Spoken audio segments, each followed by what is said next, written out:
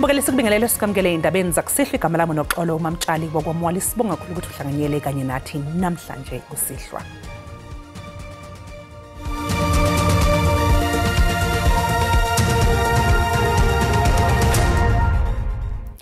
Imbiko yakamuva ngeingxoxo zokuvotela kokuphasiswa kwesabelo mali ithi sekukhona ukuvumelana emaqenjini amabili iANC kanye neDA. Ngokwemthombo engaphakathi iDA iqagula ukuthi womabili lamaqembu kukhona lapho evumelana khona ngokwembandela ebekwe etafuleni yiqembu. Phakathi kwembandela okuzwakala ukuthi ifunwa yiDA ukuze yeseke iANC ngokuvotela ukuphasiswa kwesabelo mali eParliament, leli qembu lifuna ukuba nezwi elizwakalayo enhlakeni zomkhakha othinta izemali kanye nokunye. NgoLwesihlanu zombili inhlangothi zamaqembu zigcine zingafinyeleli emaphuzwini okuvumelana, nokho izinto ziphinde zaguquka ngempela sonto. On Saturday, they came back with a document responding to all the demands that we had been making initially. There's nothing new really on the table other than what we had all along since the inception of the budget conversation been talking about. We subsequently responded to their letter yesterday, and conversations are still ongoing. Inselele enkulu ebhekene neANC yokungathuli ukwesekwa yiningi lamaqembu eParliament ngokuphasiswa kwesabelo mali udaba lokwengezwa kwentela yeVAT okumenyezelwe ungqongqoshe wezemali uEnoch Godongwana obalule ukuthi izokwenyuswa ngo-0.5% kule minyaka emibili ezayo. Imbandela efunwa iDA ukuze ivote ndawonye neANC ngolwesabelo mali ayikho ephathelene nodaba lweVAT, yize leli qembu lithi alihambisani nokwenyuswa kwayo. Ourselves as the Democratic Alliance, if we were alone in government, then we wouldn't even be having a conversation on that together. So in the same way that the ANC as a 39% political party is expected to make compromises on a whole lot of things as far as the fiscal framework is concerned, ourselves as the Democratic Alliance also need to understand that we don't have a majority and there are things that we do not want but might have to turn on. But again, I will be able to give you a more comprehensive response, more detailed, once I know what the outcome of the conversation is. Phakathi kwamanye amaqembu iANC yokubikwa ukuthi isazoxoxisana nawo kuleli sonto ngenhloso yokuthi avote nayo ukuphasisa isabelo mali iFreedom Front Plus kanye neBuild One South Africa. Owake wengamela elakuleli phambilini uThabo Mbeki ugxile kakhulu kumengameli waseMelika uDonald Trump njengoba ebekhuluma esithangamini sengxoxo esibizwa ngokuthi iAziz Pahad Peace, Security and Human Rights. A member state of the African Union would present to the AU a concrete program Africa should follow practically to define and find its rightful place in the emerging multipolar world. Wake wengamelela kuleli uThabo Mbeki utela kuleli kufanele lihole imizamo yokuqinisekisa ukuthi iAfrika iyalibhekisisa udaba lokuguquguquka kwezinto emhlabeni. Mbeki wethula inkulumo njengoba bekunengxoxo yokuqinisekisa ukuthi awukhohlwa umlando kaAziz Pahad. That delegation of Aziz Pahad wrote a report and said, in fact, there were no weapons of mass destruction in Iraq. And that report was submitted to the UN Security Council. Mbeki uthinte nodaba lwesimo sobudlelwane phakathi kweMelika nelakuleli. South Africa itself, of course, has been exposed to some action by the Trump administration. We continue to veil our mutual beneficial trade relations with the USA, and we continue to extend a hand to bridge our recently challenging relationship with South Africa. Inkulumo kaMbeki beyigxile kakhulu ehhovisi likaTrump nakumtheleleli nawo nje emhlabeni njengoba nje kunomdonsiswano phakathi kwePitoli neWashington. It was intentional because the question of the US is occupying everyone's mind. Trump is shaking every tree around the world. Iqembu umkhonto wesizwe liqale umkhankaso wokuphikisana nemphumela yokhetho likazwelonke obelungenyaka odlule. Ngemva kwenyanga ezisishiyagalombili lihoxisa isicelo salo enkantolo yezokhetho. Umholi wophiko lwentsha lweMKP uBonginkosi Khanyile uhola imashi enokuthula esiqubulo sithi Where is my vote nesuka eTshwane ebilibangiseke enkantolo yomthethosisekelo eBramfontein eGoli. Amalungu eqembu MK yaqale imashi nokuthula yezinsuku ezimbili esuka ePitoli elibangise enkantolo yomthethosisekelo eBramfontein eGoli ngenjongo yokuphikisana nemiphumela yokhetho lwangonyaka odlule. Today we are going to walk for 11 hours, which we are from here to Alexandra Township. We've booked a hall there where all commanders will be waiting for us around Alexandra, where we'll speak to the community. Because I think many of our votes in Gauteng were stolen in Alexandra. Leli qembu lithi liyayichitha yokuthi DA ilele isibili ngobukhulu ngokwemphumela yokhetho lwanyakenye. Ubani lo DA South Africa? Obani la bekuthiwa baba hey baningi DA you number 2.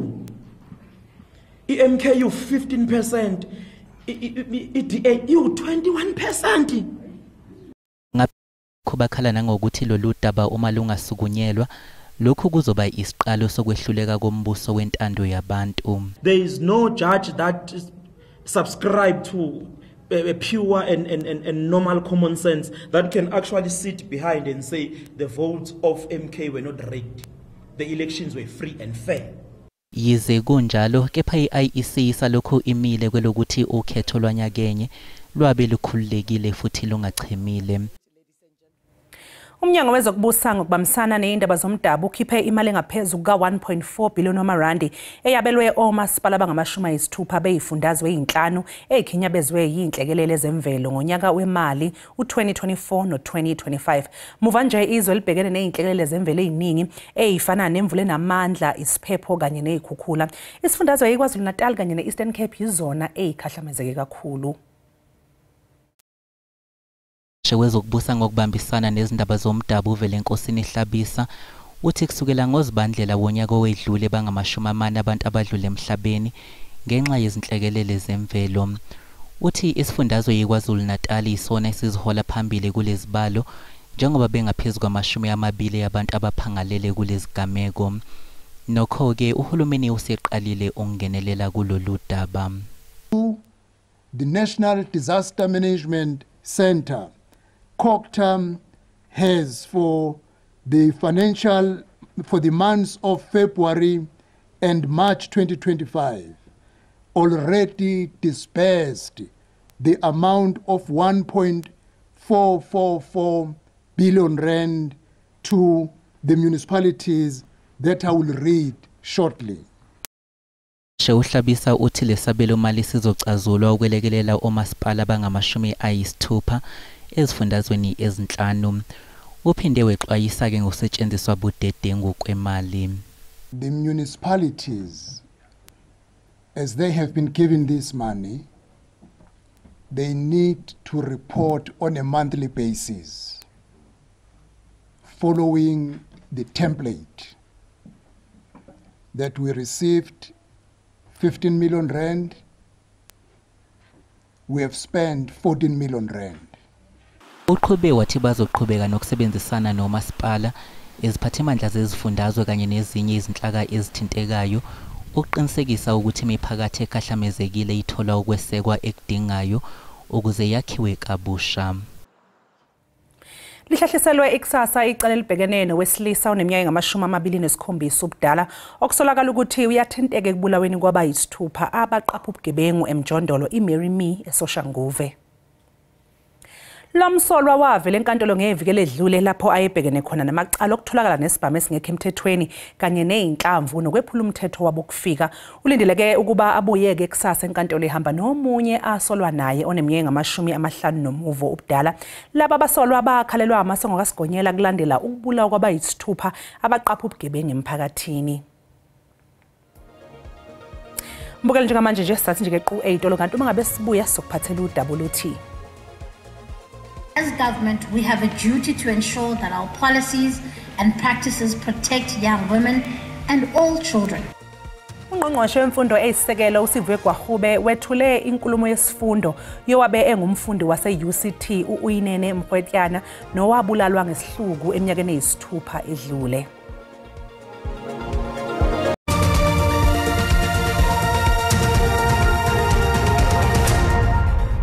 Siphinde sikubingelele mbukeli sikwamukele mangabe usanda kungena udabeni phambili besibike ukuthi Imbiko ikhomba ukuthi amaqembu iANC neDA ayasondela esivumelwaneni esoholele kutheni kuphasiswe isabelo mali esethulwa ungqongqoshe wezemali ngasekuqaleni kwalenyanga. Mbukela sikukhumbuza ukuthi lezi ndaba ziyatholakala ku YouTube na ku SABC Plus. Ngena kuze uyicinga amagama athi SABC izindaba na kanjani ke uzoyithola ngomnjalo bazo. Usakhungathekile umndeni wabesifazana ababili basemzinto eningizimu yeTheku abadutshulwe babulawa esehlakalweni okukholakala ukuthi ngesodlame olweyamene nobulili. Kusolwa ukuthi uNandipha Lifana kanye nodadewabo uNangamso badutshulwe babulawa yiso kalikaNandipha izolo ntambama kanti umsolwa ube eseyidubula naye. Umndeni wakwaLifana uthi kusenzima namanje ukwamkela isigameko sokubulawa kwezelamani ezimbili zalomndeni. uNandipha Lifana nodadewabo omncane uNangamso badutshulwe babulawa ngesonto. Lesigameko sokubulawa ngesihluko kwalezelamani kuthiwa senzeke ngemuva kwengxabano ebikhona phakathi komlisa obeyisoka likaNandipha. Angazi namhlanje kuzoba yini. Umndeni wakwaLifana uthi uNandipha bese kunesikhathi eside ehlukumezeka kulobudlelwane bakhe nesoka lakhe. Uyena umfana belokane emlandeli usisi wami. La hlangana khona naye uyamshaya amephuzile ayikho inhlamba ngambiza ngayo. Useyigcina lapho. Elokugcina mina kade ngimbone sengibona ukuthi ubhudule naye akangasakasekho right ekhanda lakhe. Uthe suka lapho uwamshaya ngesando. Kodwa akahamba ngaye police station. Uhulumeni wesifundazwe uthi zibukeka ziya ngokwanda izigameko zodlame olubhekiswe kwabesifazane kule ndawo. Inkinga nje inkulu kakhulu kufanele umphakathi obe silokhu sisho sithi umphakathi awazi ukuthi sinenkinga. Kodwa futhi ungagcini ngokwazi awuyibuza ukuthi ungabamba liphi iqhaza lesiqede lenkinga. Ingakho sesithena njengohulumeni la sizoba nohlelo lokuhambela yonke imiphakathi ngoba sinale office lethu la Comsegen la ezinga.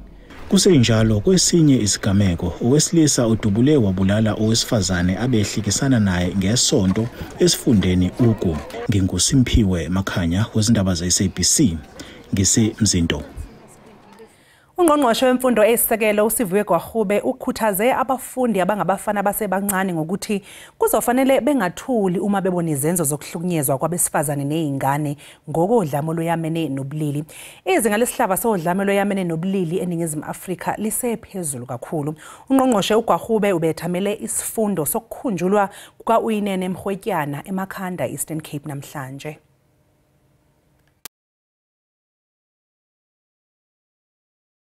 uGwarube ubongoze amakhwenkwe aselula ukuba akhokhele kulempi yodushe esithi kubo mabathethe kwimeko apho ukhuseleko lomama nabantwana lusebungciphekweni. South Africa has one of the highest levels of femicide rates in the world.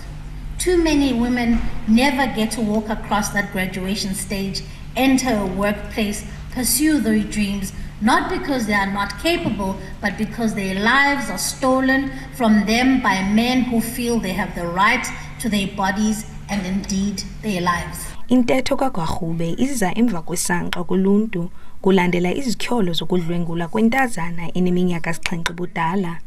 Nekuvakala ukuba esisehlo senzeke kwisikolo esizimeleyo eMatatiyela eMpuma Koloni. I've escalated the matter up with Minister Mchunu in order for the matter to be expedited and the investigation to be expedited. But I want to make it clear though that these interventions are way too late. We have to look at how do we prevent this kind of violence from happening in the first place. Kusapho luka Uyinene indibano ezinje zisikhumbuzo sobomo buka Uyinene. The legacy that Uyinene left is that of fearlessness. That's number one, for every girl to not be fearful. Umama ka Uyinene uvakalise uvelwano nosapho lwexhobo lokudlwengula oluneminyaka 7 budala eMatatiyela esithi uyabaxhasa kanye angabancedisa kwinkonzo zoluleko. Kwindaba zeSABC ndingusisipo Ncumbe eMakhanda. Kusenjalo ufuna ubulungiswa umndeni ngendodakazi yawo eneminyaka 13 okusolwa ukuthi idlwengulwe iphindelela nguthisha wesikole samabanga aphansi eMkopotong noma eMkotopong ngaphandle kwasePulukwane eLimpopo. Amaphoyisa athungatha uthisha okusolwa ukuthi ushaye wachitha ngemva kokuthi ephume kwakhe ethi uyoyinikela emaphoyiseni. Intombazane eneminyaka 13 kusolwa ukuthi isidlengule izikhathi eziningi uthisha emagcekeni esikole kanti ngokusho kwamaphoyisa lengane yaqala ukudlwengulwa ngoLwezi inyaka enye. umndeni walentombazane ufuna ubulungiswa. Bona duka iphethe gamulautya Gafushane uthi sabona indlela yakhe yokwenza ishintsha kanti kwesinye isikhathi ubengafuni nokuya esikolweni esikhathini esiningi ubesengumuntu ohlezi unolaka. Abanye abazali basaba ukubuyisela izingane zabo esikoleni njengoba kuzovulwa isikolo ngesonto elizayo.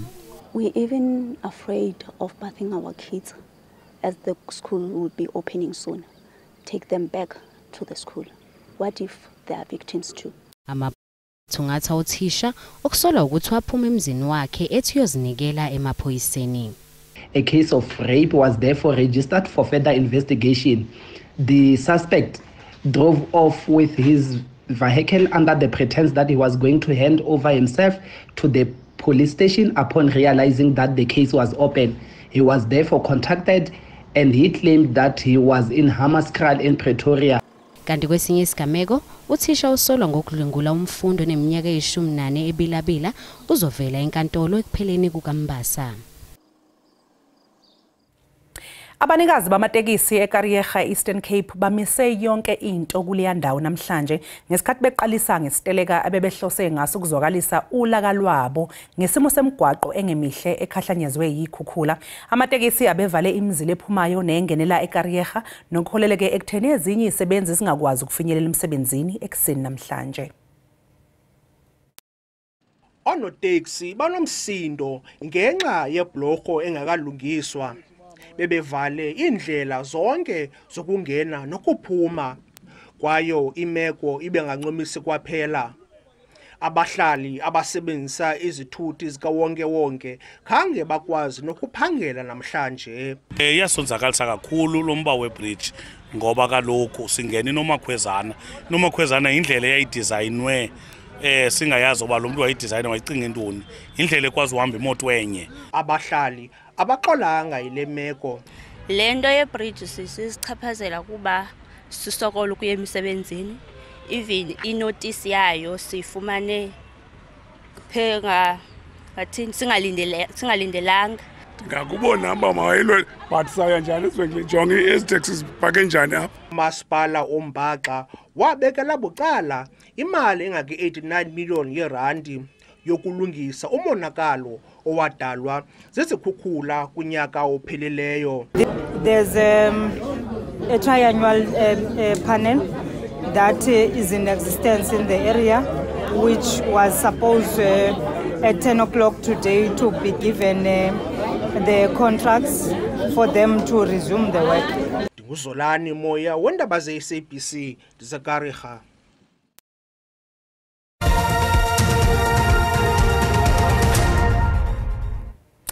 Miguel Cardoso ocija eMamelodi Sundowns uthi ukufinyelela kowamanqamu emqhudelwaneni iCAF Champions League kuyiphupho leqembu lakhe. Kusenjalo leli qembu lasePitoli lizogadulisana neEsperance de Tunis kusasa ntambama enkundleni iLoftus Versfeld ePitoli.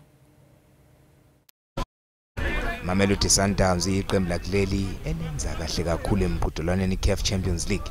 Leli qembu selungenele amahlandla ayishumi-nesithupha lomqhudelwano. Kusasa Sundowns izodlala neEsperance okuyiqembu elayehlula kowendulela owamanqamu ngesizini edlule. Obviously we know of the importance and level of games we have ahead. Any team that we could face will be obviously very tough to play against. Cardoso wazi kahle ukuthi ngeke kube lula ukudlala naleli qembu eselithathele indebe amahlandla amane. I don't expect nothing more than two very equal matches being played on the details like the ones that were played last year. Primo Dibo gijima eswini kuSundowns uthi kuzofanele belisebenzise ithuba lokudlalela ekhaya. Obviously it's Champions League game, quarterfinals. I'm expecting it very tough match. We're playing at home, so yeah, I think we're going to prepare accordingly for that game. Lo mdlalo uzoqala ngehora lesithathu emini kanti omlenze wesibili uzoba ngolwesibili evikini elizayo. Orlando Pirates nayo kusasa izodlala neMC Alger ngehora lesishiyagalolunye ebusuku eAlgeria.